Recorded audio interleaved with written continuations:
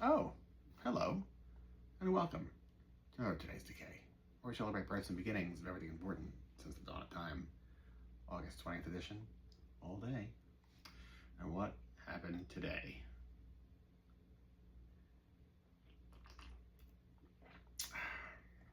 That's delicious. August 20th, 1890, H.P. Lovecraft was born. Very challenging, very challenging. But you know what isn't challenging is this book. This book by David Goodwin called Midnight Rambles. It is such a love letter to New York City. Yeah, it's all about Lovecraft's time in New York City and talking about his connection with New York architecture and the people that he would experience throughout his day, specifically the people he chose to spend his time with. And it just raises such fascinating questions and is unflinching in all of the negativity that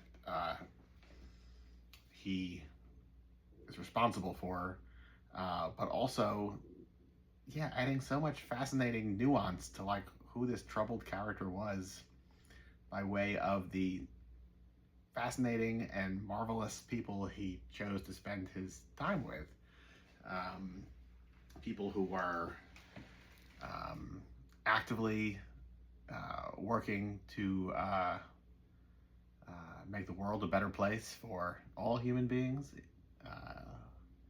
equality and all that. Various skin tones and sexual orientations and religious and social backgrounds, all of which like is not who you think Lovecraft would be opting to be his inner circle. The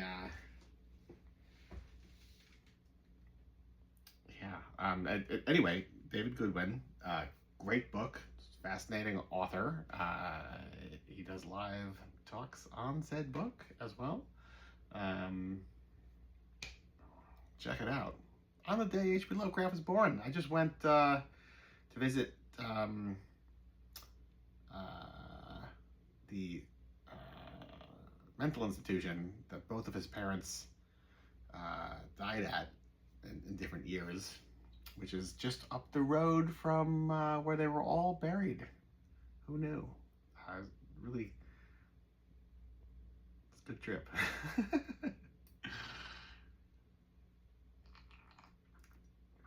And part of this, like the whole Necronomicon convention and everything, there were some interesting lectures on like what were the cosmic horror writers and works that predated Lovecraft, and it was a fascinating conversation because, long story short, there really weren't any, at least not from the panel's perspective. And I think this is always going to be something that's open to debate, but there was lots of stuff that Lovecraft was inspired by, whether you're talking Great God Pan, Arthur Machen, or you're talking like House in the Borderland, William Hope Hodgson, or Robert W. Chambers with the King in Yellow mythos.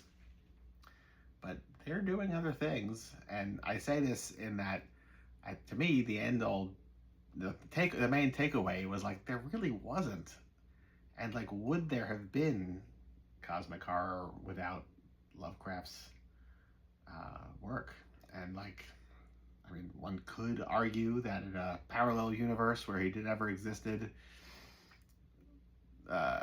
somebody else came up with some similar concepts, but like we don't know that.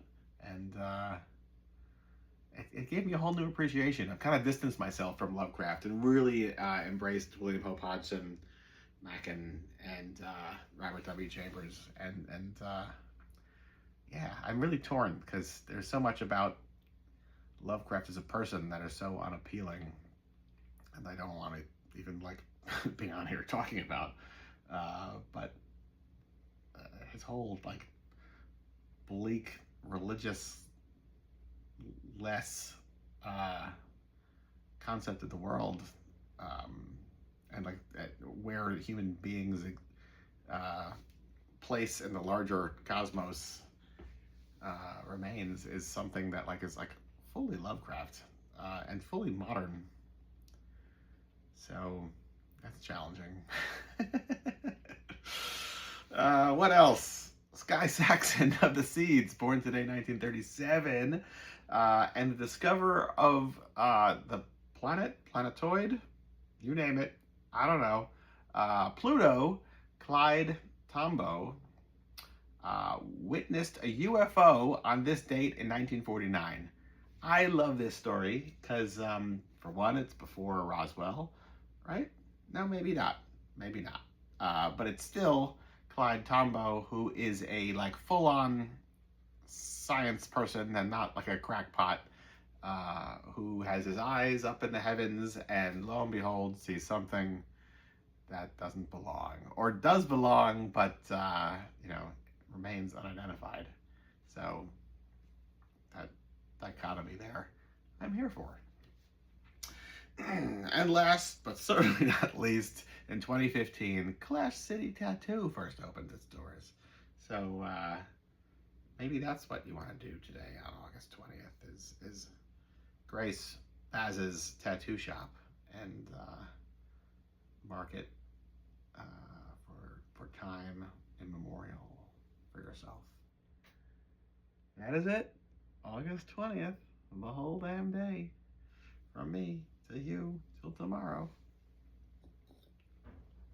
Cheers. Oh yeah, I still got it.